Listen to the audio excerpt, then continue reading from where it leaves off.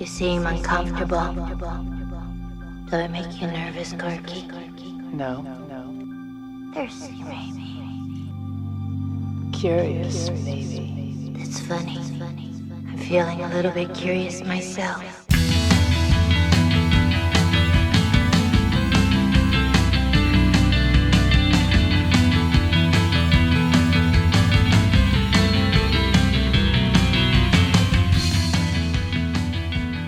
You like it? You know it? A common cuckoo. A magnificent creature. But its behavior is not common. Its nature is quite remarkable. A nature modern man destroys by disregard. Some species need our help to survive and reproduce. I'm a podcaster, you know.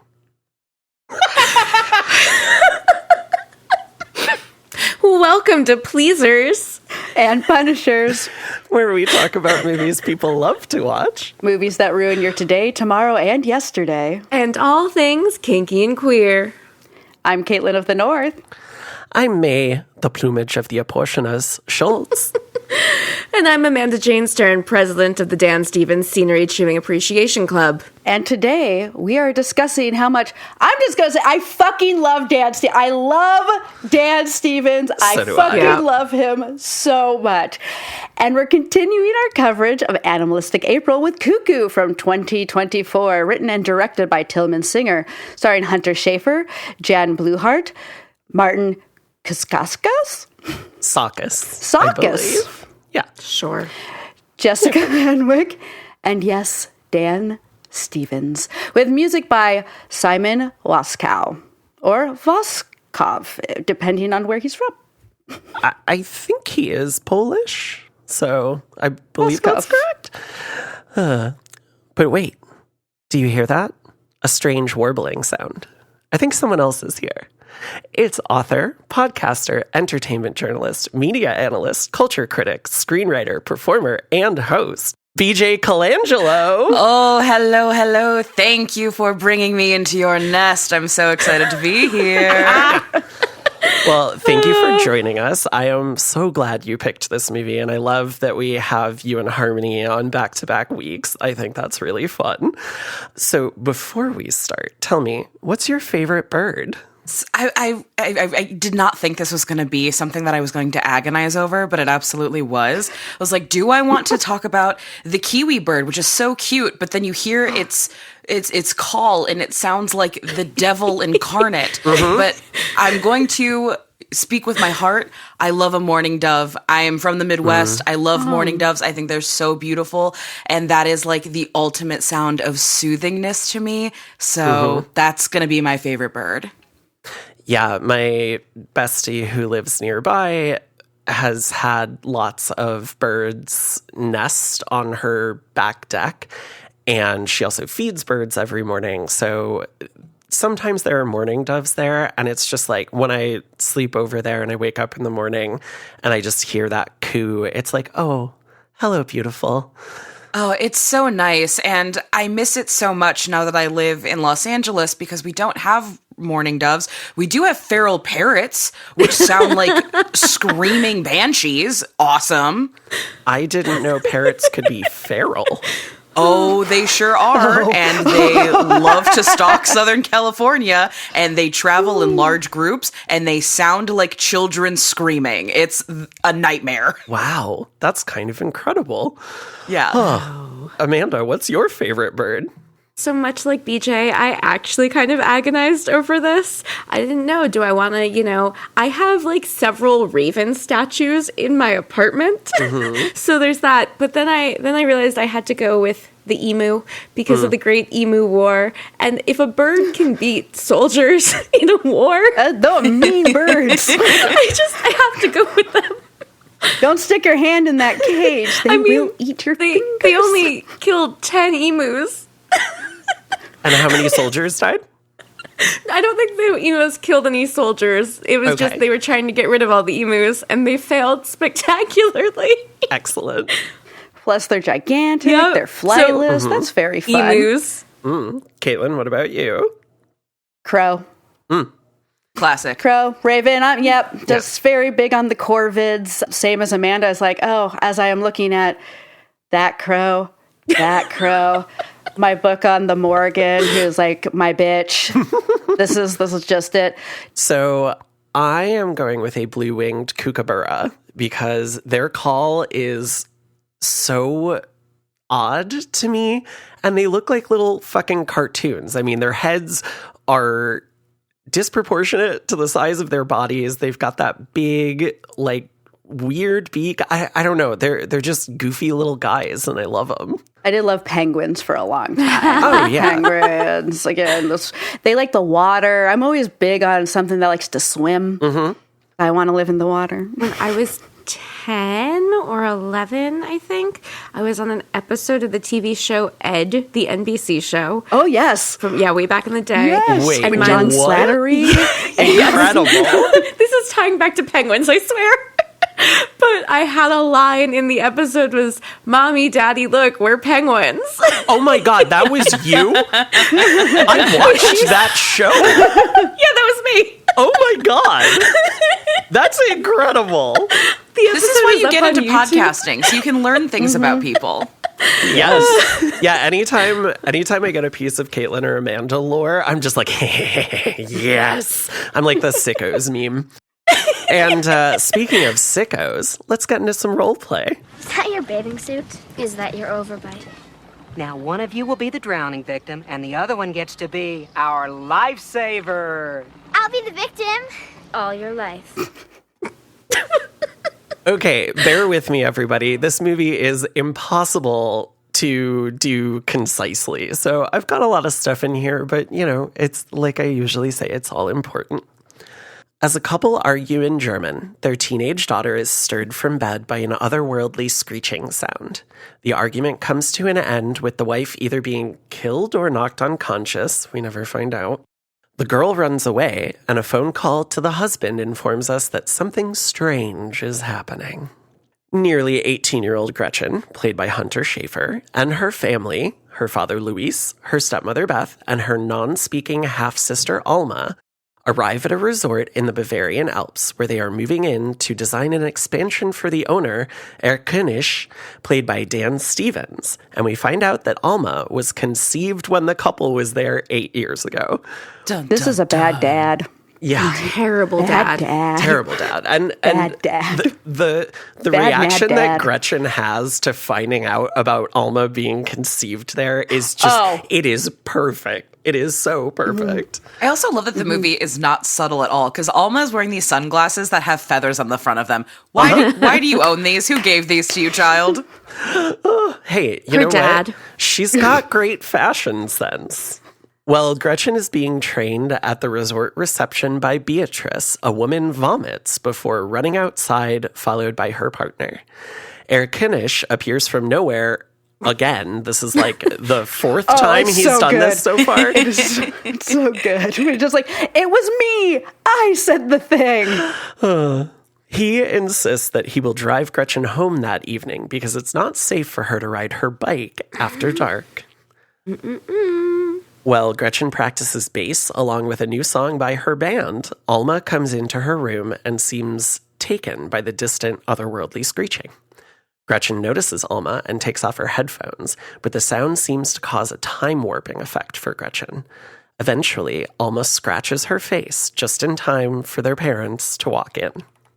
Gretchen agrees to close up for Beatrice at reception, so she and Eric, her cop boyfriend... Can we just talk about this woman is so hot, but her taste in men is so not. Oh, Beatrice? Mm-hmm. Oh, yeah. Yeah. And I think one of my favorite things is that she is regularly speaking French to Eric, Yes. and he is regularly speaking German to her, but they also both speak English, and I love how many people in this are polyglots. It's really fascinating. But yes, Beatrice is fucking gorgeous. Dan Stevens did a whole movie in German. Mm-hmm. Yes, the robot one. Yeah. He does speak fluent German and did before any of this, which is, just makes him even more We just attractive. need to give him even more scenery chewing roles. He is having so Seriously. much fun doing this. Oh, And yeah. I remember they really wanted him to be like the romantic lead when he did Beauty and the Beast, and then he was just like, nah, fuck I just want that. to do weird shit. You know what Yeah. I want to do? Weird shit. I'm very privileged to have interviewed Dan Stevens, and I asked him straight up, I was like, so tell me, like, Freaky Little Weirdos, and he's like, why would I not want to play Freaky Little Weirdos? I have read this interview. He's all about it. Yeah, I became familiar with him because my ex-wife watched Downton Abbey, and I never got into it, but she told me about couldn't him. either. And then I think around that time, like right after that, The Guest came out. A few former friends showed it to me. Oh my God, are you wearing your The Guest shirt? Oh my God. Fucking incredible. I love that movie so much. I fell in love with him. And then, of course, he was on Legion, and he's a weird little guy on that. And yeah, I love that in this movie, as I texted Amanda and Caitlin earlier, he's a weird little fruit in a weird little suit with a weird little flute that he likes to toot. And he's an evil German, and I would still do it. Okay. Where the hell were we? Yes. Gretchen. Hot boyfriend. Beatrice. Hot boyfriend. Yeah. So Beatrice wants to have a date with her cop boyfriend. So Gretchen agrees to close up. And in the evening, after falling asleep on the reception desk, Gretchen is awoken by a hot, mysterious French lesbian named Ed. Thank Super God. hot. Leather jacket, little sunglasses, looks like French Clea Duvall. But how old is Ed? Oh, I assumed Ed was like early 20s. Is that what we're thinking? Yeah. Because Gretchen is 17. She's almost 18 and like 17. okay. We're in Europe. The rules are different there. Here's the thing. We're in Europe. Gretchen is fighting for her independence, and Ed does not come onto her in a predatory way. She comes onto Ed her is so in a hot. very like level playing field way with that little bit of domminess. That I mean, this is catnip for me. I would be like, yes, take me to Paris with you, please. Oh, I would. I'm not saying I wouldn't also.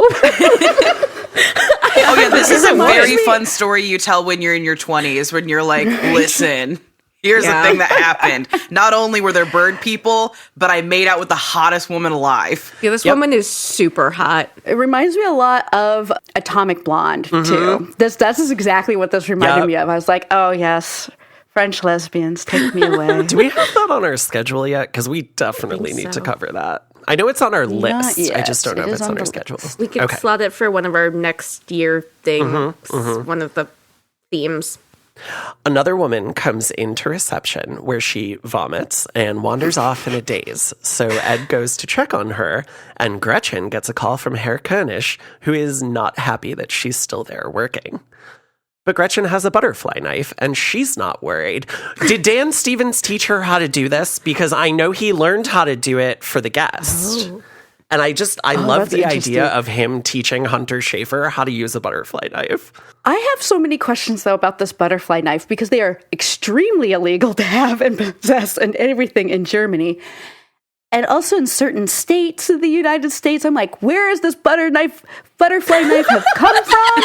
Where did she get it to Germany? Butter knife. Or butter knives.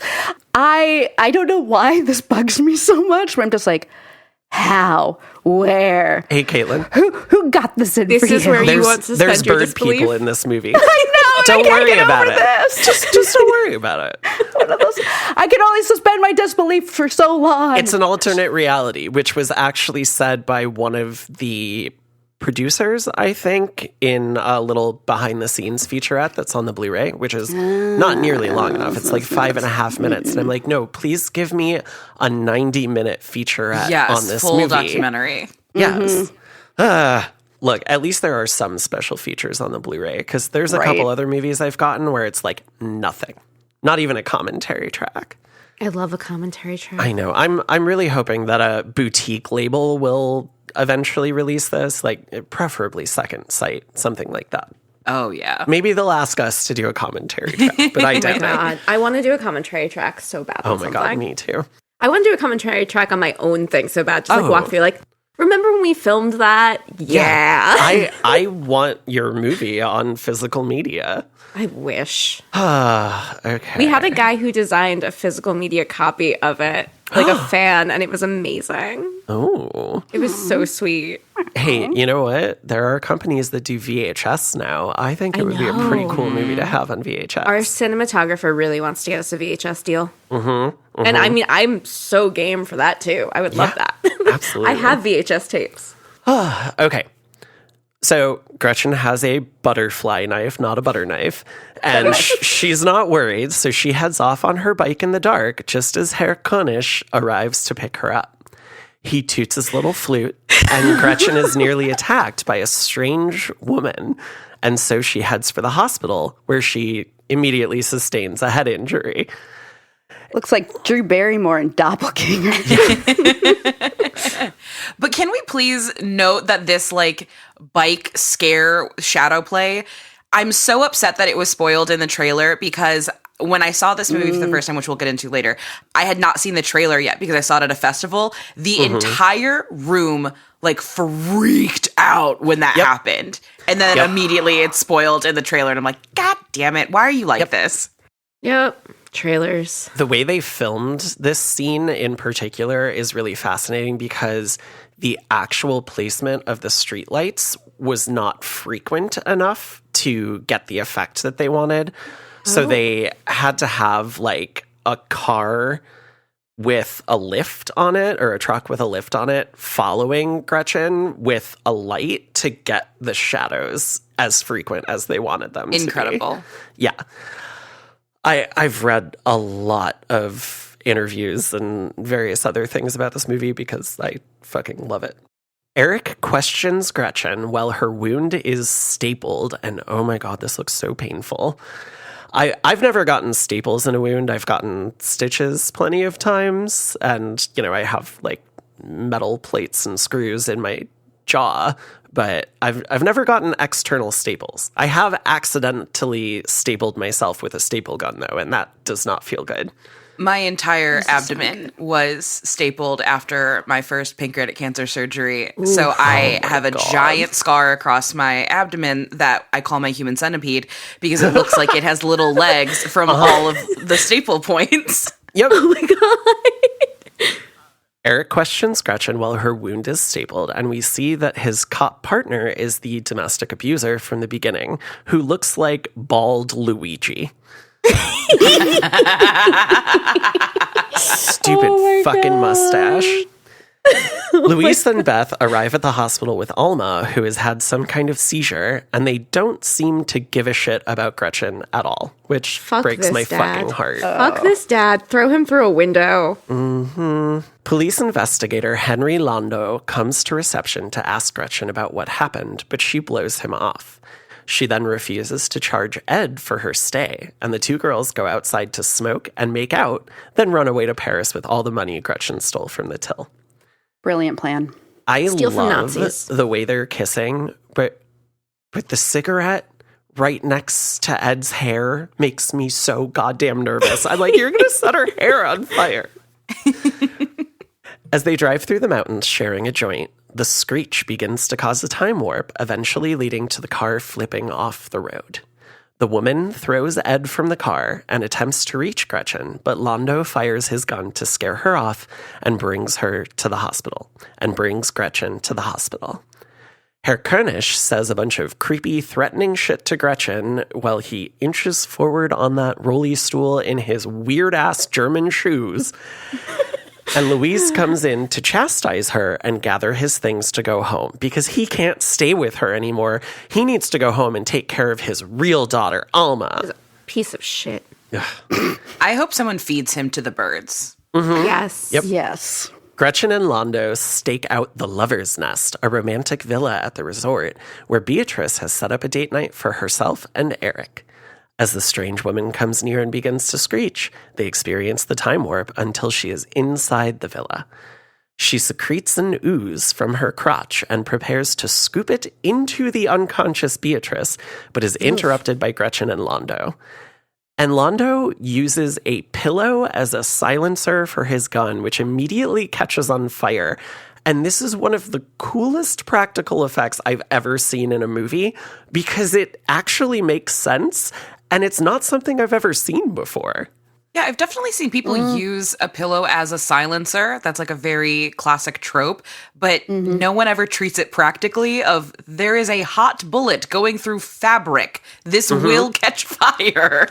Oh, and especially the stuffing in a lot of pillows because it's made of synthetic material. Oh, is that one actual feathers? I don't know about that one. Oh. But feather is a common stuffing in a pillow. Yeah, that's true. But whatever's in there is definitely flammable. It's going to go up like a Christmas tree. And it looks so cool because it's like still on his hand and the gun for a second while it's on fire.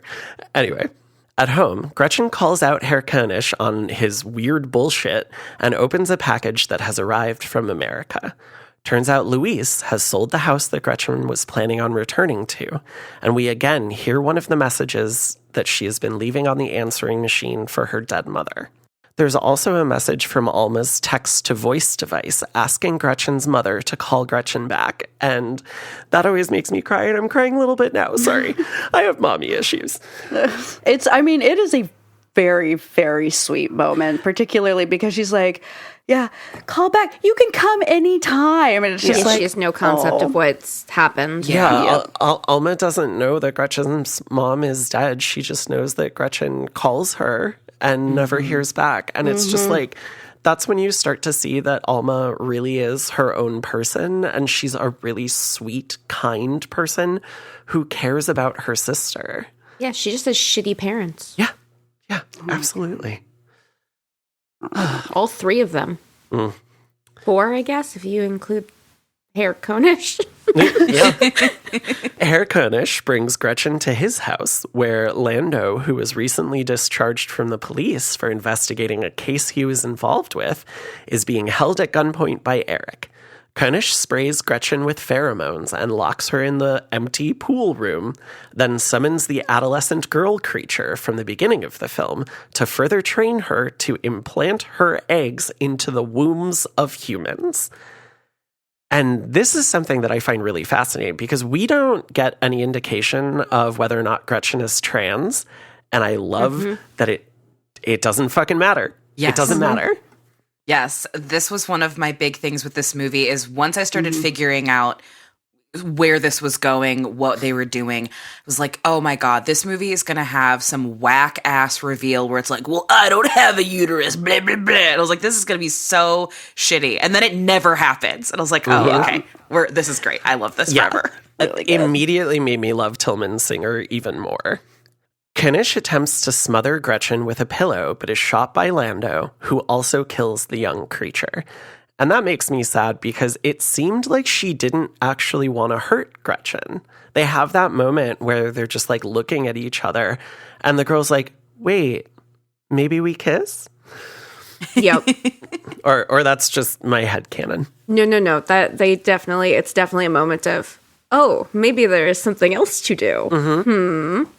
While they discuss what König is doing with the creatures, Gretchen tries to comfort Lando for the loss of his wife, and he realizes that Alma is one of the creatures. Dun, dun, dun. Louise takes a suddenly ill Beth home from the treatment center where Alma is staying overnight for observation, and Gretchen and Lando enter. Dr. Bonomo, who works at the hospital and the treatment center, describes the experiment they're conducting over the PA for some reason, and they await the arrival of the mother creature. Herr König arrives and kills Dr. Bonomo and her assistant. Lando attempts to stop Gretchen from going to rescue Alma, but she escapes by stabbing him twice with her butter knife, and the two sisters attempt to get out of the building, but the mother arrives and throws everything into jeopardy. Lando attempts to crush her with a bunch of heavy shelves a la Evie from The Mummy, but all it does is further injure Gretchen, who still somehow manages to kill the creature. The two boys get into a shootout/standoff, and Gretchen makes her way to the room where Alma is hiding to convince her that they are sisters and that Gretchen will protect her. And this is where I cry again in the movie. They escape the situation because König won't shoot Alma and Lando won't shoot Gretchen. Plus, Alma uses her powers to warp time. and the standoff ends with the two men shooting and killing each other simultaneously. Gretchen and Alma run into Ed in the parking lot, and the three of them head off for Paris. Cuckoo. All right. Tell me, everyone, which of Gretchen's various injuries would have stopped you in your tracks? It's the first head injury. I've had 2 concussions already. So if I'm getting rocked in the noggin again, we're done. We're done. I'm tapping out because I don't need CTE. Yeah, same for me. I had 3 concussions in a 12-month period, almost a decade ago. And after the third one, my brain slowed down, my speech slowed down, and I think that was kind of beneficial for everyone around me, but maybe not so much for my cognitive processes. I'm sorry that this means you can never be a WWE superstar. That's like really heartbreaking. Honestly, I really wish I could do roller derby. Although I don't know if I'm mean or aggressive enough. I would just be like trying to defend my teammates. All right. What about you two? Which of her various injuries would stop you? I'm out after head trauma as well. Yeah. Like, okay, so what we're all saying arm, is like, we're you've meanies. been stapled. Right. That's like scratches, a broken arm, a broken ankle, a broken toe. Okay, but head trauma, that's my line. Yeah. And like she's really bleeding. Yeah. Yeah. I do like that Gretchen sort of operates with like video game logic of you're going to get back up, but we're going to kick the shit out of you for an entire movie. Yeah, I got a poster for this, and it's Gretchen like in her arm sling with the bandage around her head with her swollen eye and everything, and I'm like, I want to put this on my wall because I love it, but also do I really want a picture of Hunter Schafer with the crap beaten out of her up on my wall? Listen, she's a model. There are plenty of photos of her looking beautiful. That is very true. It depends what you're into. Yeah. This is the saddest haircut that I think she's ever had that this movie gave her. You mean the haircut that I had when I was 17? Oh, I've had this haircut too. Yeah, no, this is literally the haircut I had It's when I was also 17. terrible. It's a canon event. You can't interfere. Yeah. It's so accurate and it's so bad. And I know in real life her hair is lovely. Yeah. Also, I cannot imagine you with that haircut, Amanda. Yeah, it doesn't work. My hair it's not straight enough. It so does not Neither work. are any of us. All right, BJ, why don't you start and tell me what your experience and relationship to this movie is? Sure. So I caught this movie at my favorite film festival, the Overlook Film Festival, and I really didn't know anything about it going into it. All I knew was Hunter Schafer's in a horror movie, and I was like, all right. And then I sat down, and the credits start, and it's like, Dan Stevens is here. I was like, why did I not know about this movie?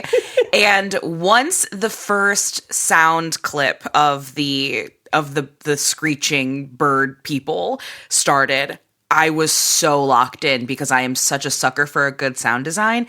And I think that this movie has a fantastic sound design. I feel very bad for anybody who did not get the opportunity to see this movie in the theater because it really does surround you and sort of make you feel like you're going crazy in a way that is very exciting to me. I like it when movies manipulate my emotions and make me question my own sanity, and this one does it very well. Yeah. What about you, Amanda? I know this was a first watch for you, right? This was a first watch for me, yeah. I stayed away from knowing what it was about. And then in the first scene figured out, oh, Cuckoo like the bird, not Cuckoo like crazy. And that's when I texted you, wait, are we doing bird changelings now? Because BJ, we did Border a couple weeks ago. So I was like, outstanding. More changelings. So it was something that was on my watch list because I knew Dan Stevens was in it, and I love when he's a weird little freak. And then I just never got around to watching it until today. Excellent. And Caitlin, what about you? I saw this in the theater when it came out. I don't know how. I've been trying not to watch trailers, but I saw a lot of movies in 2024 in the theater, and I saw the trailer and I went, that looks cool. And then a bunch of podcasts I was listening to were covering it. So I was like, well, I have to go see this now. And I had a really good time with it. It scared me.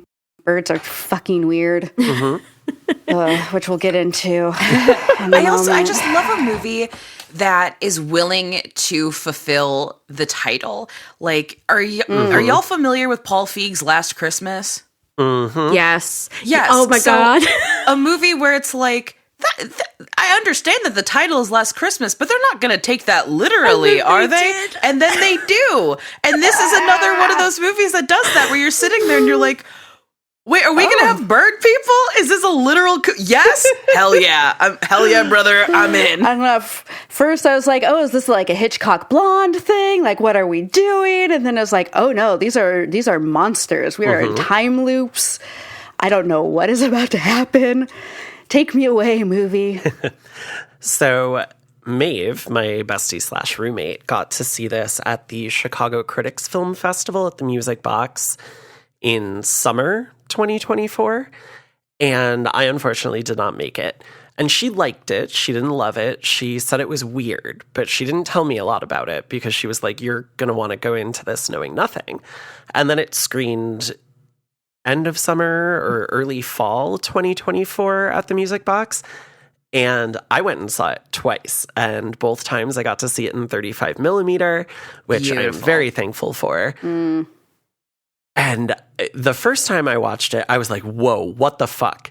This is incredible. And then the second time I watched it, I absolutely fell in love with it, besides just thinking it was a great movie. And then I think I watched it like 3 or 4 times when it came to streaming because I kept showing it to people. And then I was like, okay, I need to own this movie, even though it's a, whatever clamshell Blu-ray, blah, blah, blah. I love my special packaging. So I bought it and I've watched it a few more times since then. And when I watched it today for this, that was my 8th watch total. This was my number 1 movie of 2024. I absolutely adore this. And I'll wait till the end to give some more of my thoughts. But yeah, this is one that I clearly revisit a lot. I love showing it to people. And I totally agree with you, BJ. The sound design, especially in the theater, is overwhelming in a way that I really enjoy because it brings you into that kind of otherworldly space that the film occupies. One of the things that they talk about in some of the special features that I watched is that literally the only indication of the time period is that Gretchen has a cell phone. Yeah, Beatrix is dressed like it's the 80s the whole time. Everyone is costumed so intentionally. The technology, other than cell phones, is very curated to be almost all analog, other than the phones. Even like the blow dryer is a very old style of a blow dryer. We're not dealing with like Hot Tools here. No, and like you don't really see many computers, and if you do, they seem like older style computers. You don't see like flat screen TVs. When Gretchen finds that Walkman on the copy machine, it's got Apple earbuds plugged into it, but it's a fucking Walkman with a tape in it. And the message machine. Yeah, the answering machine is an actual cassette tape answering machine. Ugh, I love it. All right, well, let's discuss the film's context a bit more in our next section, Faith and Chance. I can't exist by myself because I'm afraid of myself, because I'm the maker of my own evil. Goodness is only some kind of reflection upon evil. That's all it is. Okay, what was happening in movies at that time? This movie is really recent. It's from 2 years ago. So, not super different from what's going on right now. But what I will say is interesting is that 2024, we were still coming back from the pandemic and lockdown. So, a lot of movies that would have had their festival circuit in 21, 22 didn't have their festival circuit until 23. This movie was announced in 2020 or 2021 and was filmed, not too long after that. So I think we probably also have some degree of things pushed it back because nothing was going on. You're starting to see movies are coming out again. So we're getting a bigger variety of things that people can see. Of course, the biggest movies of that year are Inside Out 2, Deadpool and Wolverine, Wicked. I have not seen any of those. I have only seen Wicked. Oh, I've seen Deadpool and Wolverine. I cried. I have seen all of that. I will. Okay, Deadpool and Wolverine. This is a hot take. There is definitely like a gay sex scene in that movie in the form of them fighting in a car. It is. No one can tell me otherwise. That is a gay sex scene in that movie. But something that I want to add in that I think is very interesting about 2024 in particular is that had everything come out when it was supposed to, Hunter Schafer, Sydney Sweeney, and Barbie Faria would have all had horror movies in the same year because this is the year Sydney does Immaculate and Faces of Death had finished filming in 2023. Obviously, it's coming out now at the time we're recording it, but it was originally supposed to come out in 2024. Yep. So 3 Euphoria stars would have had like these huge indie horror releases. Immaculate also faced some like date pushbacks because of The World. And we were seeing a lot of movies that come out that also had to do with like bodily autonomy. I wonder why. And what's interesting is also because these are movies that were made post Nazi administration in the US won. But they came out at the beginning of part 2. Yeah. Which is just really interesting that you're seeing a lot of people making these movies kind of coming on the heels of that and how that's influenced a lot of filmmakers. And then then these movies are all coming out when things have gotten exponentially worse. And I just want to say with Deadpool and Wolverine, I know it's total fan service, but I was that fan. So I was just like, this movie is for me. Oh, I'm right there with you. Oh, it was like the Sony era of Marvel stuff. I was like, guys. Oh, speaking of, slight tangent, but speaking of movies that are for me, they just announced that Ari Aster is executive producing the new Arkasha Stevenson film, and she directed The First Omen, which was my number 2 film of 2024. Yes, yeah, also 2024. And it's starring Hunter Schafer, Josh Hutcherson, and Caleb Landry Jones. Another bodily autonomy horror movie. Where do I mail my money?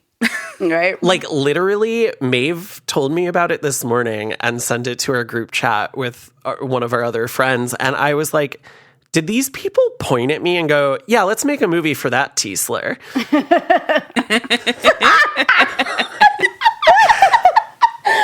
Oh my God. But yeah, that's 2024. and Dan Stevens was in like 3 movies in 2024. Yes. Yeah, he was. He was in this. Big year for him. He did a Godzilla, and then he did an Abigail. Abigail. Which is Abigail. Abigail. Where he's also a weird little freak. Abigail. Oh my God. Yeah. He is so good in that fucking movie. Yes. I will never get over the line delivery of, Sammy, those are fucking onions. It's absolutely incredible. I don't know if you can see it in here. Nope, it's on the other side of my wall. I have an Abigail poster in my room because I love Abigail so very much. Oh, this movie that gave away so much in the trailer. Yeah. Okay. Oh my God. That gets my blood boiling because it's one of those things where I think so many people's critiques of that movie, you're not mad at the movie, you're mad at the marketing. Like, please direct your anger accordingly. No one in that movie is fun as fuck. It's so fun, and everybody knows exactly what they're doing. It's paced beautifully as long as you don't know the twist. But if you know, then you're going to be like, why did it take so long? I don't know. Go yell at the marketing department. Right. Whoever cut that trailer, that should not have been the trailer. No, that is literally the trailer that made me stop watching trailers. I have not intentionally watched a single trailer since I saw Abigail in the theater and realized that the trailer totally fucked me for the movie. Gave it all away. It gave so much away. Yeah. I still enjoyed the movie though. I had a great time with it. I mean, come on, you have a ballet sequence set to a fucking Danzig song. Yeah, excellent. It's impossible not to have fun. Yeah. Yep. I haven't seen Ready or Not 2. I know Caitlin had some strong feelings about it, but I tend to really like the Radio Silence folks, so I'm excited to see it still. Okay.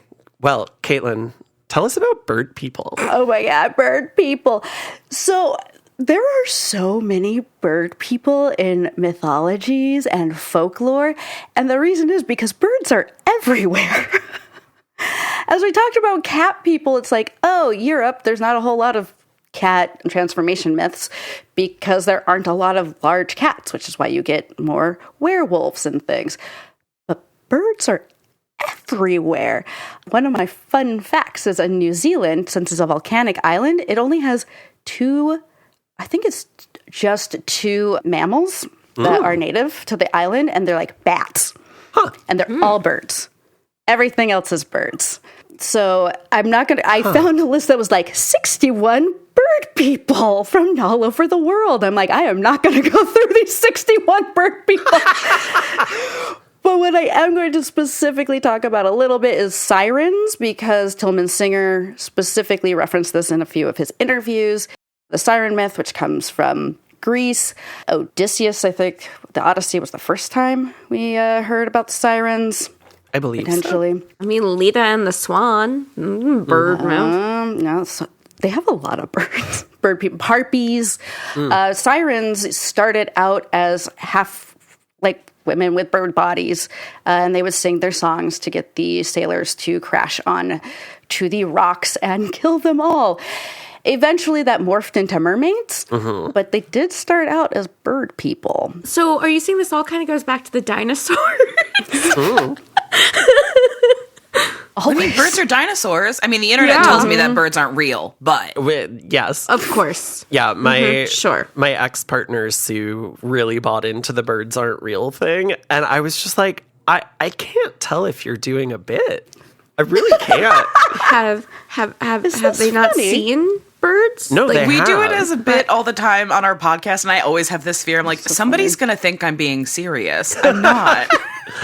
You should just start putting a disclaimer in the show notes. Disclaimer, yes, birds are real. I don't even... How?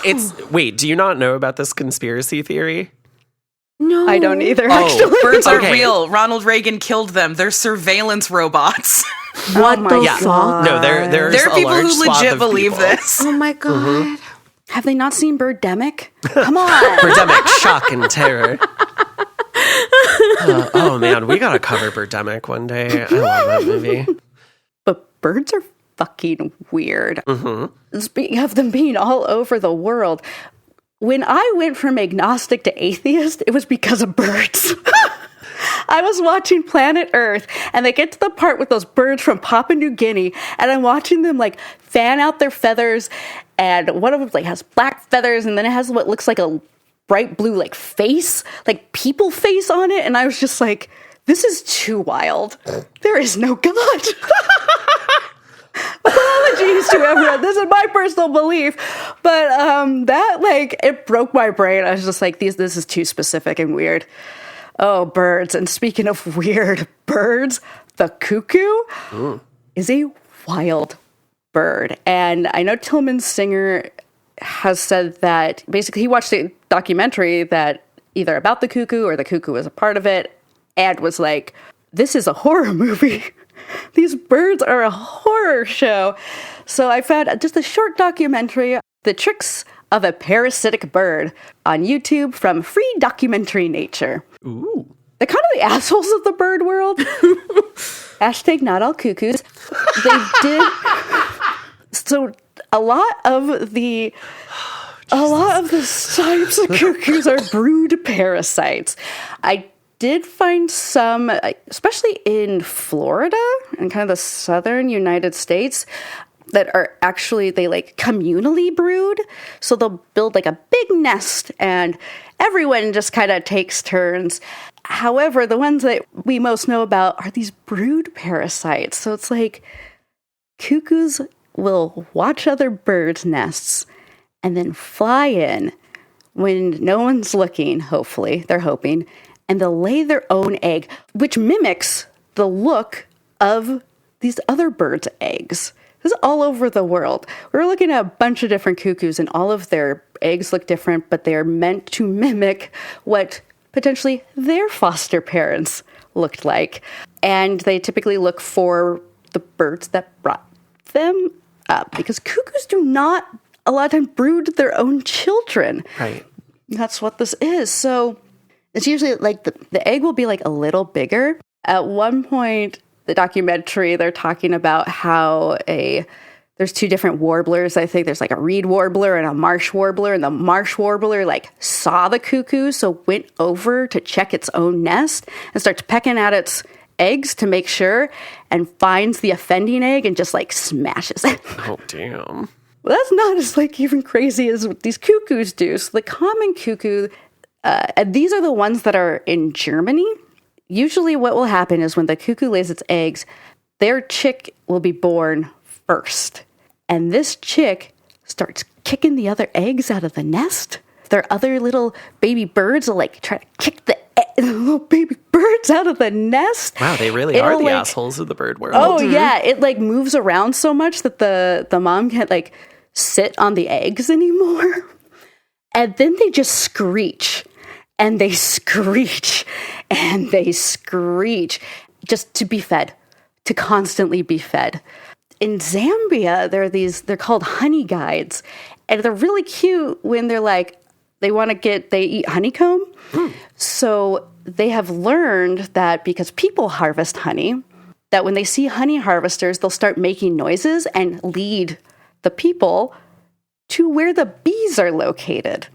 And once the smoke goes up and the bees all get all docile, they'll go in there and they'll eat the honeycomb.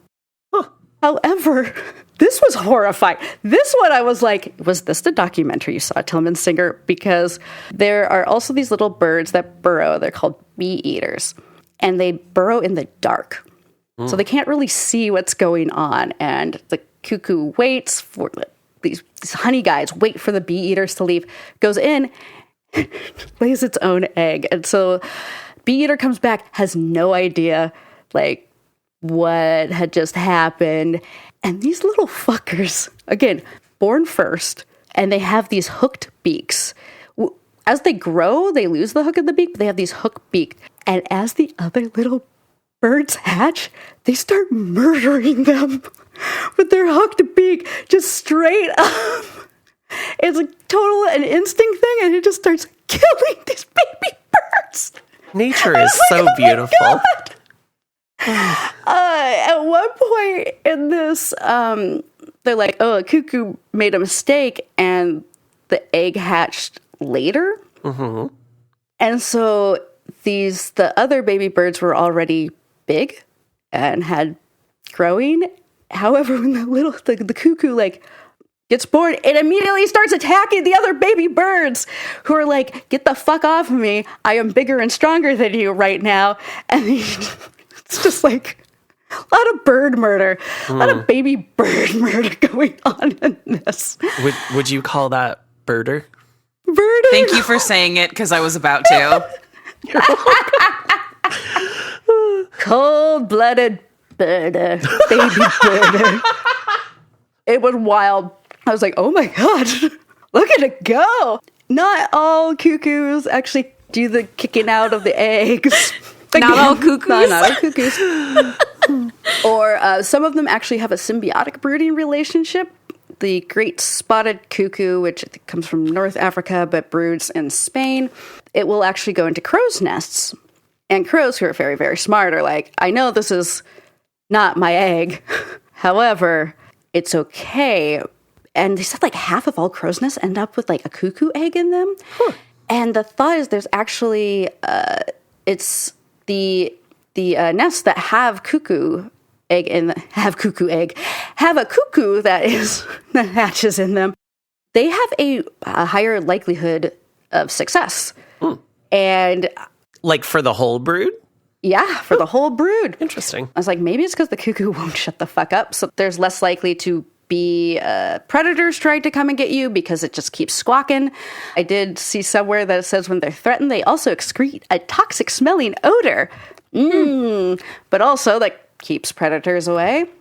But also it could be the parents bring also their babies more food because it is constant. I'd be like, I would just kick this baby out. So like the troll babies in Border? Yes. Yes. It will not stop just immediately when it sees a parrot. It's like, me, feed me, feed me, feed me. Which is another reason, though, why when the cuckoo is much bigger than the other birds, it will like take all of the resources as well. So this is a big part of the movie because it is so loud and insistent on being fed. The parents will just continue to feed that one and kind of ignore. It takes all the resources for the other birds. And so that is really, that is cuckoos right there. They are wild. One of the reasons that I think most ornithologists think that this happens is like millions of years ago. Obviously it's millions of years ago. Birds have been around for so long. Yeah, because they were dinosaurs. Because they were dinosaurs. Birds aren't real. Who lived with humans, and now birds don't exist, apparently. So the internet's a wonderful place. But it might have to do with their primary diet is not conducive for feeding their chicklets to grow up and propagate. So it is thought that is a huge reason why cuckoos sometimes do not do their own brooding. I'm realizing in this little like cuckoo history lesson or science lesson, I guess is more accurate, that Maisie LeBird from Seussical the Musical is definitely a cuckoo because she leaves her egg with Horton the elephant and fucks off to like Palm Beach or wherever she goes. Oh my God. Incredible. Yep. Accurate. Oh, goodness. Well, seeing as this is a relatively new movie, it hasn't really had much of a chance to make a big impact on culture yet. So I just filled in some interesting facts that I've picked up from looking into this deeper. So this was shot entirely on 35 millimeter with as many in-camera effects as possible. There's obviously a little bit of digital effects with the elongation of the mouth, which I feel like is done better than it is in a lot of movies, because it's something I have kind of an issue with in general. It's a really easy way to make a monster less human. And I still don't love it here. It's like my one gripe with the movie, but it looks a lot better than it does in, say, Van Helsing, which I just covered on Spectre Cinema Club. Where, like... Trasterpiece. Oh, yeah. Anyway, the song that Gretchen listens to while she's biking and when she's almost attacked by the mother creature is by Tilman Singer's old band from, like, high school or college that he, like, will not reveal very much about, but he did at least admit that in an interview, which I think is pretty cool. I do love that. I love when directors do stuff like that. Because you mentioned radio silence earlier. Like, whenever they'll sneak in something from, like, Matt's old days, I'm like, that's fun. I like that. It's significantly better than when Fred Durst had Devin Sawa listening to Limp Bizkit in The Fanatic and being like, this is Limp Bizkit. And it's like, yeah, we know. We get it, Fred. We get it. God. And then my last one is that the song that Gretchen is working on with her band, those are actually Hunter Schafer's vocals, and they are present on the soundtrack, which I have on vinyl, and is excellent. And I think that was the song specifically that Tilman Singer was like, I want this to sound like a Jesus and Mary Chain song, please. Yeah, it basically sounds like if the Jesus and Mary Chain were more goth, which is, right up my alley. I was shocked at the ratings of this movie. Like, Rotten Tomatoes, it was 79%, but then IMDb was 5.7 out of 10, and then Letterboxd users, it was 2.9 out of 5 or a 5.8 out of 10, and I was like, huh. I think what happened is that a lot of people saw this, they had the wrong expectations for what it was going to be, and they didn't give it another shot. And I think for most people, this movie works better on a second watch because you know what's going on. So you can both pay more attention to just the vibes and the emotions of it, but you can also pick up all of these clues, like you said, BJ, that are like, okay, it is so obvious what's going on once you know it. And then you can like understand it a little better. I think some movies really are meant to be watched and rewatched, and you get more out of them every time. And this is definitely one of those movies. So I also think this is a movie. I'm very fixated and obsessed right now of the way audiences are consuming their media with the prioritization of like second screen and passive viewing that we've been seeing happening more and more. This is a movie that you can't watch passively. And because I think the majority of people watch this movie once it hits streaming, because it didn't do super well in the theaters, that also means you're dealing with a lot of people who are likely screwing around on their phone while they're watching this movie or not fully paying attention. And I say this lovingly towards many of our queer siblings. A lot of queer people are chronically online and they're going to watch a movie and go, oh, Hunter Schafer's in this, I'm tuning into this. And they don't understand that just because Hunter Schafer is in this movie, it's not going to be like an introspective, like, you know, weird trans movie. It's like, no, this is borderline exploitation schlock, but with an art house budget. Yep.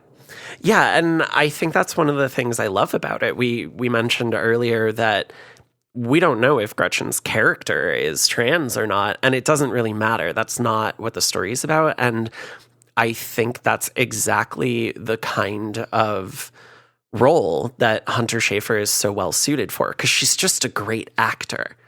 And like, she doesn't have to just play trans characters where their transness is central to the story. She can just be the main character in a movie. And I love that. I also think it's really interesting and intentional casting because, yes, she's a trans actress. She's also blonde. This is a German set movie. And there's no way, and we're going to get into questions in a moment, but there's no way to look at this and not think about German history and blondes and what they valued in certain, you know, historical contexts. Well, speaking of value, let's make that money. God, one day we're going to actually have sponsors. And now we'll dig into the meat, the goo, the viscera, the crotch slime in a section we call, I mean, I guess that's goo, in a section we call Enough is a Myth. No, I've done enough. Enough is a myth. In a section we call, I guess that's goo. Jesus Christ. Okay, I brought this up before. Nazis. German movie. This is also set in a region where Hitler was known to have vacationed. Yep. No way that's a coincidence. That's exactly. So Nazis, of course, are notable for, of many things, their sadistic medical experiments that they conducted on their prisoners, also their practice of eugenics, while also encouraging German women to procreate to further their perceived master rate. They were known to kidnap children who they thought were racially viable. This movie deals heavily with bodily autonomy and the implantation of hybrid babies into unwitting hosts. But I'm also wondering, are we reading Nazi allegory into this movie because it's German, or is that an intentional thing? And if it's not an intentional thing, how do we distance a movie like this from its country's history? I think it's very much intentional. I think there is, even without the accent and the setting, anything to do with medical experimentation and eugenics is immediately going to draw the parallels to Nazi experimentation. And I think this is a movie that's like, we're gonna just lean into that. We already know where your head is at, so we're just going to canonize it. Yeah, it's not something that I had thought about until I read this question, which, you know, that's on me. The reason that I love you two, Caitlin and Amanda, doing our like context and history section is because you two both have a lot more knowledge of history and you love doing the research. And I always feel like I'm learning something. And so I'm not always applying a historical lens to the things that I'm watching, especially things that are set in, whatever time period this is, whether it's modern or not, or somewhere out of time, unless there is specifically a socio-political bent to the plot. It's just not something that I always do. So I love that you brought this in because, now that you said that, absolutely, it makes perfect sense that Tilman Singer would be like, well, fucking Nazis did this kind of shit. Let's do a bit of an allegory about that and have it be in this kind of science fiction-y way. But I don't even know where I'm going with this. Yes, the answer is yes. I think you're absolutely right about that. So flying into Portugal, we first flew to Frankfurt, and the Frankfurt airport is sprawling. So from the plane, we had to take a bus. It was a pretty long bus ride to get off the plane to one terminal, and then we had to take another bus from that terminal to get to the terminal that our plane was going to leave from, and then from that terminal we had to take a bus to the plane, and they're all pretty long. And at one point, I almost said out loud, and I didn't, just like not even thinking about it. I was like, "Are we going to camp?" Oh. And I was like, "Whoa!" I was like, "No, that is not the time or place." Oh no! Oh my god! So, whoops. So saying this and thinking about this experience I just had, yes, it is so hard to separate Germany from that history, particularly when you are talking about experimentation, like you said, kidnapping. If it's not intentional, I don't necessarily think you can distance yourself from the country's history if that is what you are looking at. Absolutely agree. Okay, so one of the film's villains is the Hooded Woman. That's how she was credited.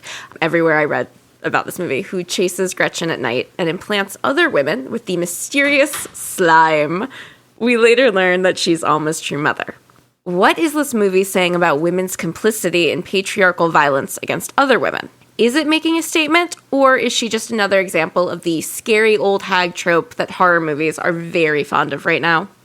See, I don't even think she is a scary old hag because she's kind of a human hybrid. I don't think she fits into that category.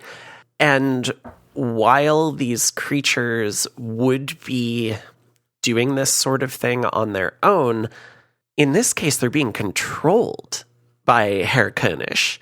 He is forcing them into this. So their subjugation is not voluntary. That makes it even more terrifying, I think, because they, despite being these pretty powerful entities, they are powerless against him. And, one of the only other things I wish had happened in this movie is I wish one of the creatures had gotten to kill him. I think that would have been a beautiful moment of revenge.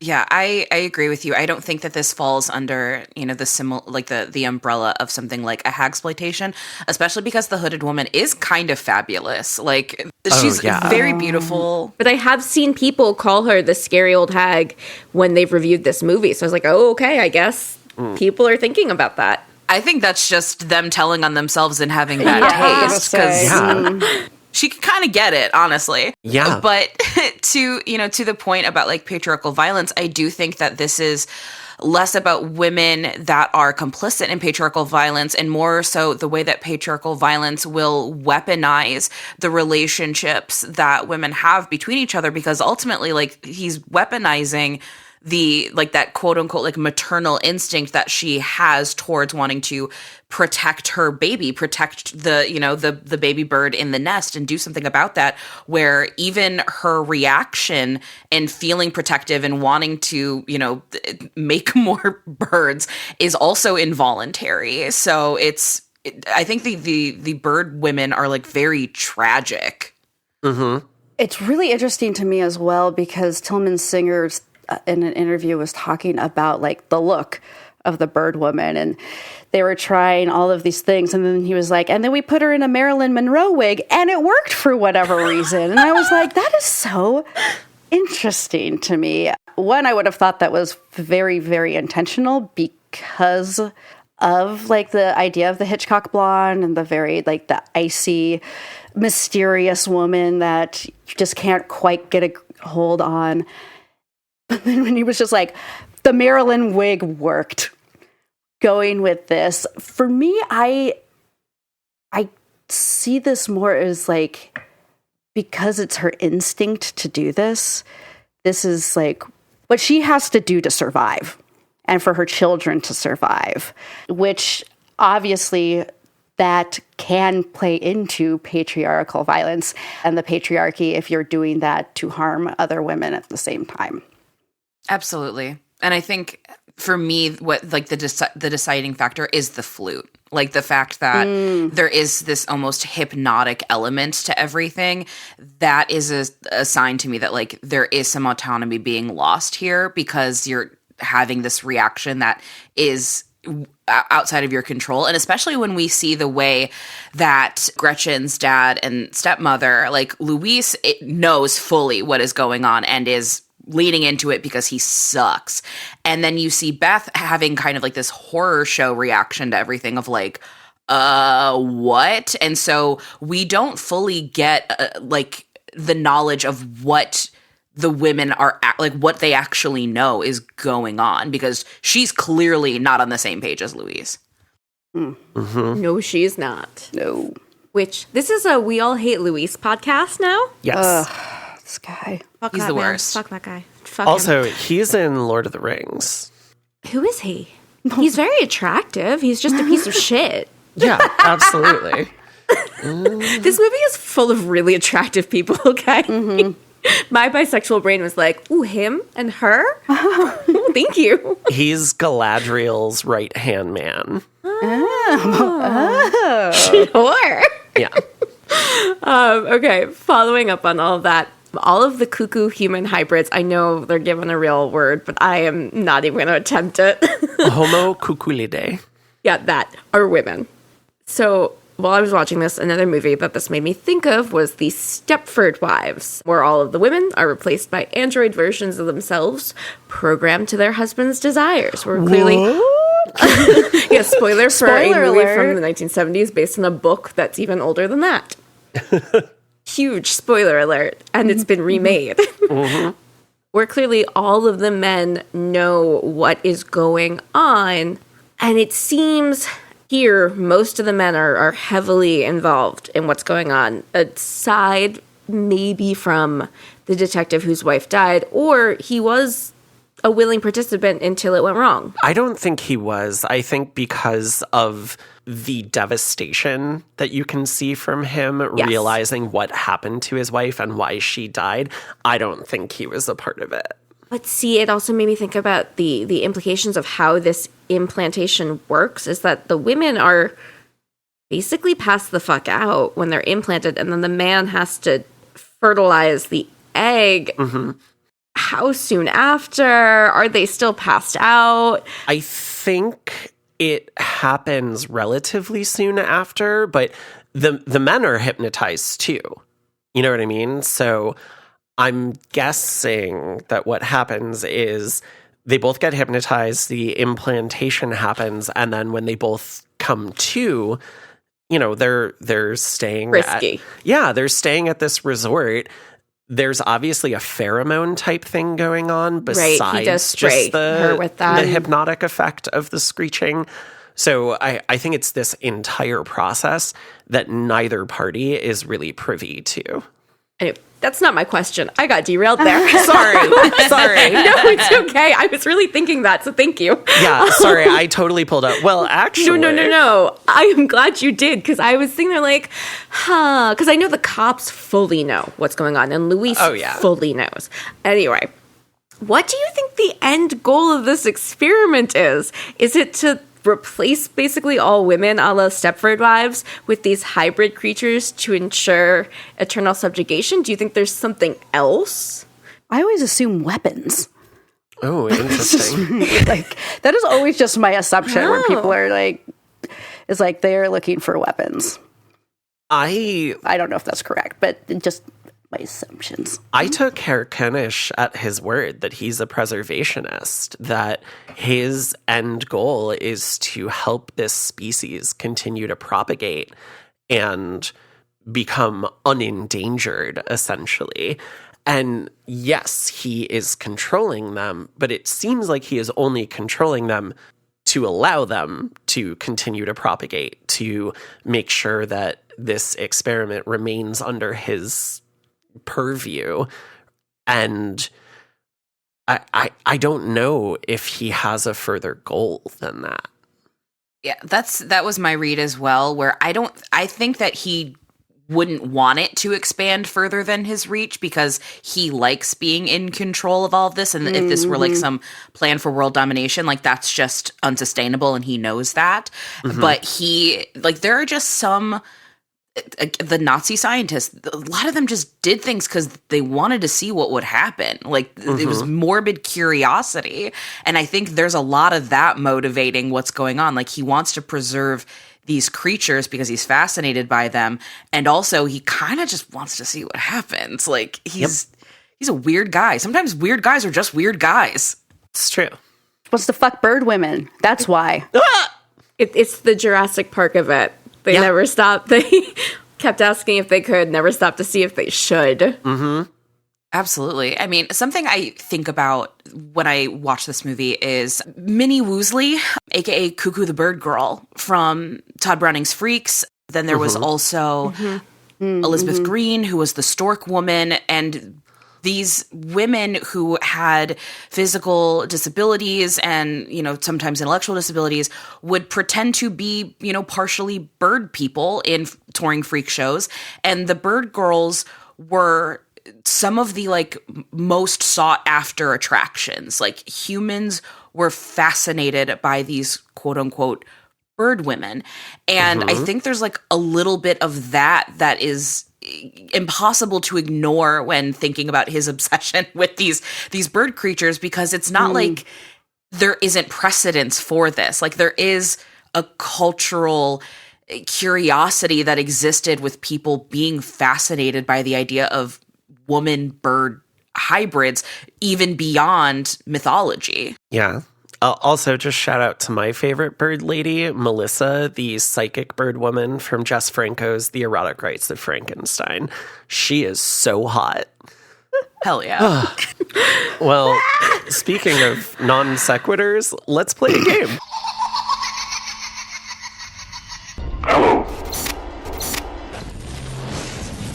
You don't know me, but I know you. I want to play a game. Wow, that has to be one of my worst transitions ever. It's amazing. All right, Caitlin, what's our game? Must be birds on the brain that got me this way. I'm glad you didn't do fuck, marry, kill bird. I almost did, but we're all killing Louise, so you know what? Yeah. Instead, just a history tour of bird movies. These are from 1957 to 1967, and I'm going to have you put them in order of release. There's one in here that's really tricky. They're all probably tricky unless you're very knowledgeable about your bird movies from 1957 to 1967. So what we have in alphabetical order is The Birds by Alfred Hitchcock, The Giant Claw, directed by Fred F. Sears, The Raven, the Roger Corman version, and The Vulture, directed by Lawrence Huntington. I have no fucking idea. I have only seen The Birds and The Raven, and I only like one of those movies, and it's not the one you think. Those are the two I have seen as well. Well, okay, I know The Vulture comes after The Birds because it exists because The Birds. All right. Ooh. Oh no, I know. Is The Birds after Psycho? It's another Daphne du Maurier. God, I can't remember. No, I think I it's listened to the fucking pre-Psycho. Horror Queers episode on The Birds last year, and I too. can't even remember. I The Birds fucking hate is that movie. 63, I think it's 63 too. Yeah. So and the vulture, I think, is like 66 or 67. I know the Raven is before that. Mm-hmm. Is that the one with baby Jack Nicholson? Yes. Yes. Okay. Yeah. I feel like I'm doing math. Ugh. Okay, so far we have question. the Raven, the birds, the vulture. When is the giant claw? I'm going to go with the giant claw, the Raven, the birds, the vulture. Yeah, I agree with that. I'm going to co-sign, because guess what? If we're wrong, we're just on a podcast, and we don't know. Right? This is true. It's no true. one's going to die. No giant bird is going to come around and Like when swoop us Caitlin up. gave us all of those other countries' Oh my big God. movie awards. In and we were Border? like, Yeah. what the hell is going on? Oh, this is what you get for putting. You immediately turn into John Kramer. Yep, this is it. And you are all correct. That is Hell good yeah. job. So Teamwork makes the thing dream is- work. It does. So the giant claw was 1957. Mm-hmm. The Raven was released January 1963, with the birds released in March of 63. Holy shit. Yeah. Wow. And then the vulture was 1967. So not only were you correct, you were getting most of those years correct as well. Yeah, so BJ, you and I knew. Yes. We knew the birds year. Go us. Yeah. That's what happens when you read. We're so smart. Look at us. We're all so smart. And you know what the worst part is? I never learned to read. God, we're covering Wayne's World later this year, and I'm so fucking excited. Yes. I've actually never seen it. Oh my God. I'm so excited. I love The Decline of Western Civilization, which is the same director. Yep. But I've never seen Very it. different experience you're about to have. Yep. Yes. Amanda, I genuinely, I hope that you and Julian can come visit and I can take you on a little Wayne's World tour. Go to Aurora. It's excellent. Yeah. Excellent. Aurora, Illinois. Game on. All right. Well, that was a pretty good game. Good game. Yeah, good game. we were good at Good this game. one. Good game. Good game. Wait, does you that mean seen we all the- get to go to Pizza Hut? Wait, have you seen it's a cartoon from 2001 and it's been spreading online again that it's before there was heated rivalry, there Good was game. this. I'm and in it's- love with you. Good game. Yes, exactly. Yes. Incredible. And speaking of heated rivalry, what would we say we categorize this as? Queer, kink, pleaser, punisher? I think this is definitely queer, obviously. Mm-hmm. I mean, you have a blatantly sapphic budding romance, which makes me so happy. I do appreciate that there's never like, what were you doing running away with a girl? It's just like, what the fuck were you doing stealing money and running away? With a stranger. Right. Because I hate you. It's not about her being Because queer. Louis sucks. Yeah, he really does. I think I don't know whether to call this a pleaser or a punisher. I mean, I've watched it 8 fucking times. I clearly love this movie, but it is a bit of a rough watch. I mean, Gretchen sustains so many injuries in this. She suffers so much heartbreak, not only at the pre-film loss of her mother, but this like dislocation to another place where she doesn't want to be with her dad, who she clearly has a tumultuous relationship with, Yeah, her it's his stepmother, who she has no interest in having any relationship with, and her half-sister, who she refuses to call her sister until partway through the film. So, I mean, it's definitely a punisher for Gretchen. Yes. But it also, I don't know, something about the way it ends and this hopefulness and the found family that ends up happening is just so beautiful and uplifting. So a punisher with a silver lining ending. Yes, I would absolutely. agree. I would agree with that. It's not a pleaser. Like there is, which is again not a bad thing. I mean, I know when we discussed Night Porter, I said how many times have I seen that movie? That is Right. not a pleaser. No. In any sense of the word. So it's not, a bad thing. It just is. But yeah, it has, I think for it to be fully a pleaser, those elements that it coalesces to at the very end would have to be more prominent in how the story gets told, if that makes sense. So I would say, yeah, queer Punisher with a silver lining at the end. Yeah, it's a queer Punisher that is very pleasing. You can find a lot of fun there as well. I mean, well, particularly when Dan Stevens just comes out with that automatic weapon, but it's just like shoot. I'm like, all right, here we go. Like he spends half that movie being like, I'm like a Willy Wonka type, and then it's like, just kidding, I got guns, and you're like, what is happening? Yeah, it's pleasing every time he's on screen doing his weird little freak thing. Yeah, and honestly.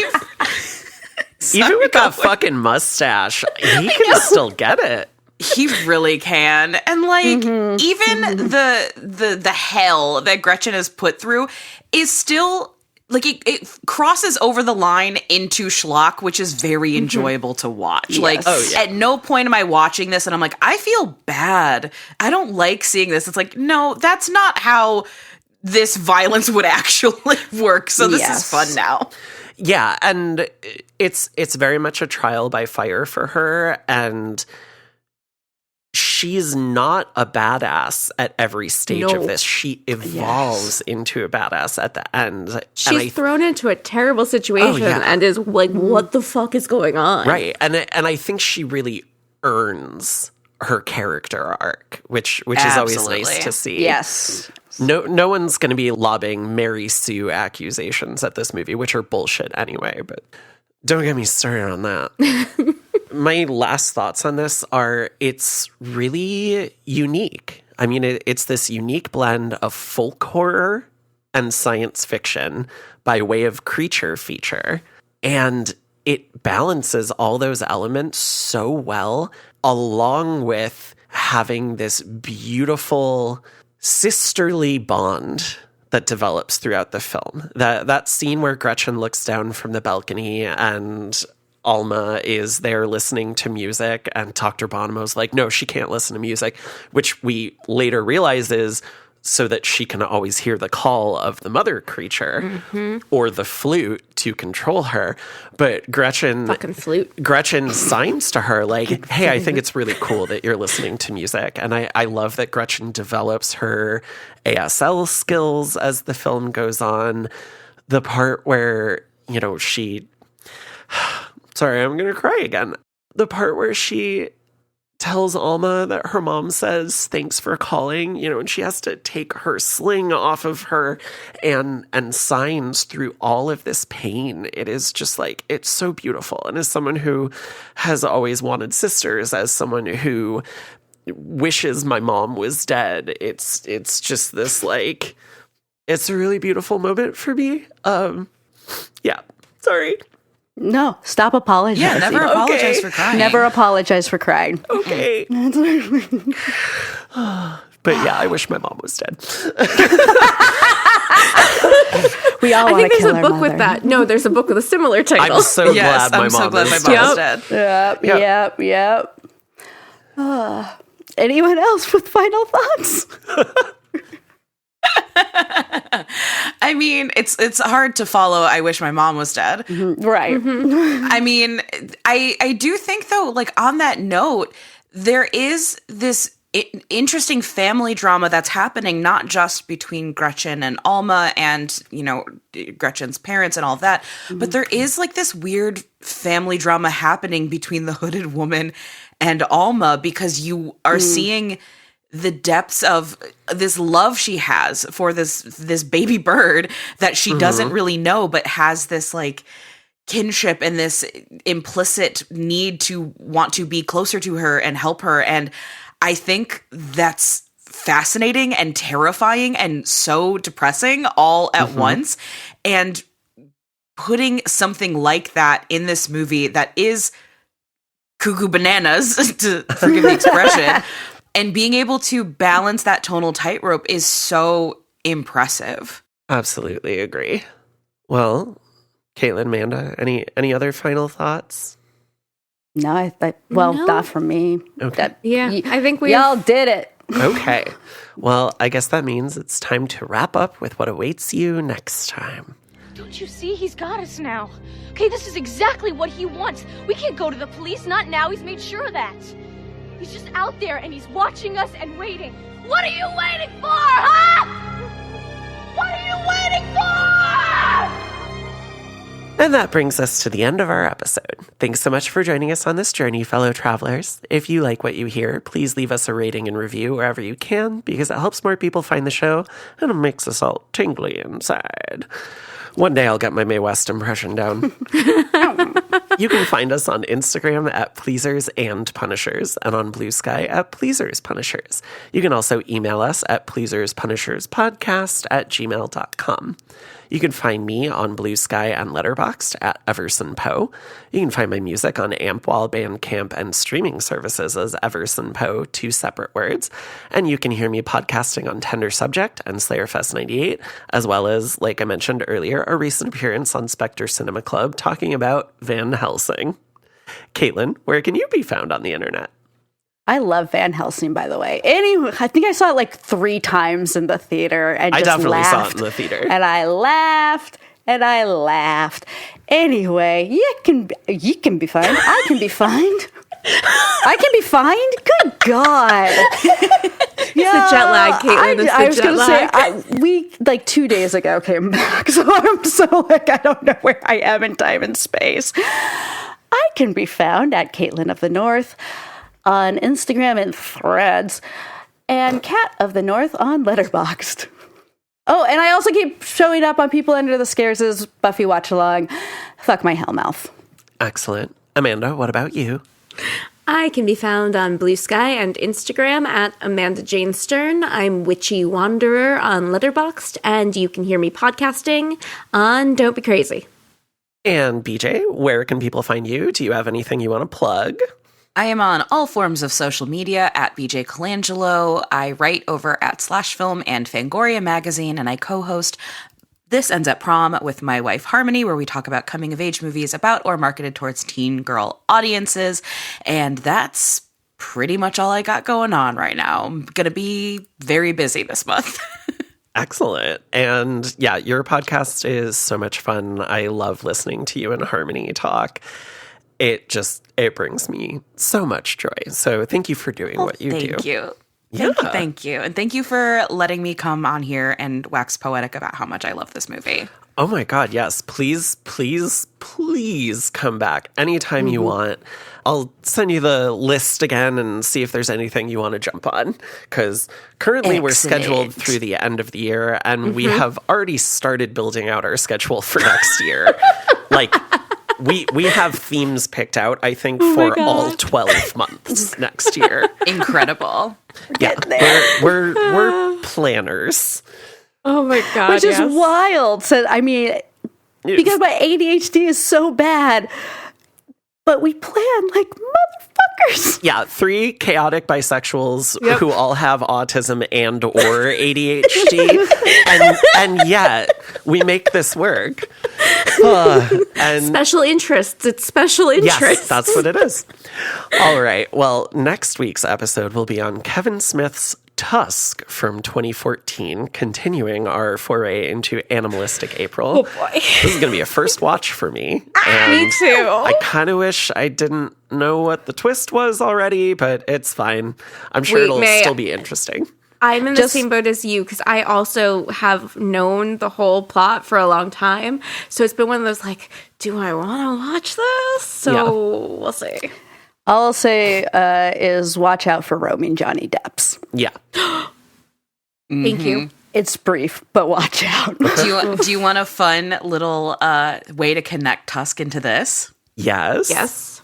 So Tusk and The Guest were both in theaters at the same time, and they were both doing limited theatrical runs, and yours truly may or may not have written an article about why people should go see The Guest, and it got on the radar of a bunch of very angry Kevin Smith fanboys who assumed that meant that I was saying I hate Kevin Smith. Not true.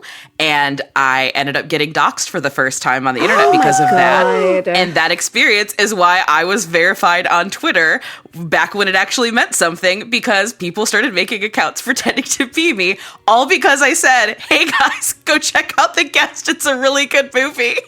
Isn't it incredible how often people take endorsement of one thing as condemnation of another thing? Yeah, pancakes, waffles, all day. Yeah, yeah, exactly. God, I'm so sorry you had to deal with that. Jesus Christ. It's fine. Yeah, I'll never understand when people get mad at other people enjoying Get things. a job. Go outside, inhale a single fresh molecule of oxygen. I am begging you. Yes. Touch grass. Well, until next week, do some aftercare, clean your toys, set healthy boundaries, and make sure you get tested if you accept any bird crotch goo.